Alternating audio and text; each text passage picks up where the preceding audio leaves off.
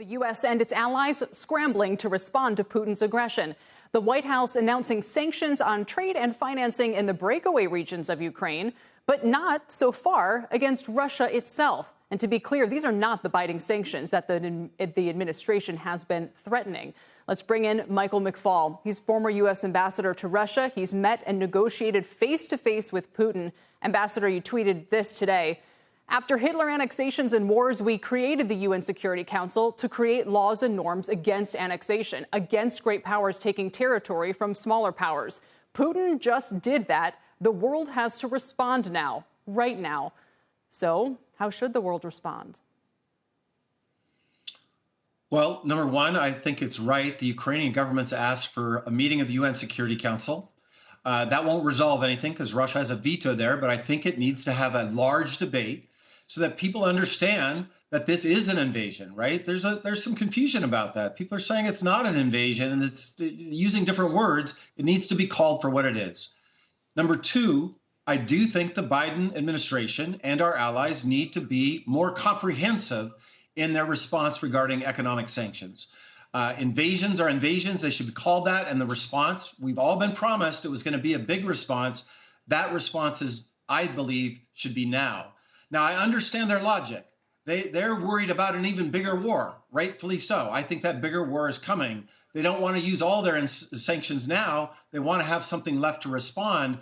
But I think something bigger than that, what they've done so far would be appropriate for what just happened in Ukraine today. You have to wonder, though, about the way in which Putin has actually split the West. We saw this even before the invasion. We saw the U.S. saying, if he invades Nord Stream 2, the gas pipeline to Germany, that's over. And then the Germans said they did not necessarily agree with that. You have these key allies now having a difference of opinion about what the facts are and what kind of response there should be. So if it's left up to the U.S. alone to respond, that has to make the situation even more difficult.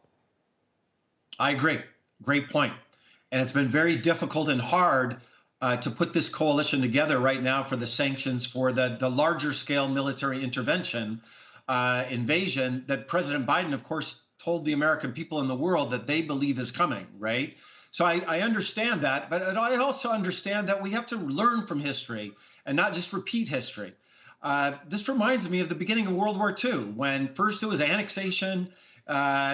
Hitler said, I'm just going to do that. I'm not going to go any further. We should get ahead of history here and not just wait for this massive military intervention. And I want to be clear. I don't think sanctions are going to stop Vladimir Putin. I don't think they're going to stop or really impact his decision making. But at least it signals to the world, and especially to Ukrainians, that we care about these principles of sovereignty, that we care about the simple fact that great powers should not be able to annex and invade smaller powers. It does seem, though, that the lack of clarity means if the U.S. responds, especially if it's in tougher terms than the rest of the world, we will be accused of escalating the conflict. That could be used as justification for the next move further into Ukraine. Well, there's always that risk. It's important to understand. But at this point, we don't need to play games about pretext for war.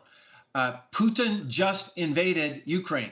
He just sent soldiers and tanks into a sovereign country called Ukraine. So, blaming us and, claiming that we're goading him and this fictitious, drama about NATO expansion that unfortunately some people in the West have jumped onto to say it's all our fault. No, there sometimes is right and wrong in the world. It's wrong to invade your neighbors. It's wrong to take territory of your neighbors. And that demands a clear response. Ambassador Michael McFaul, thank you tonight.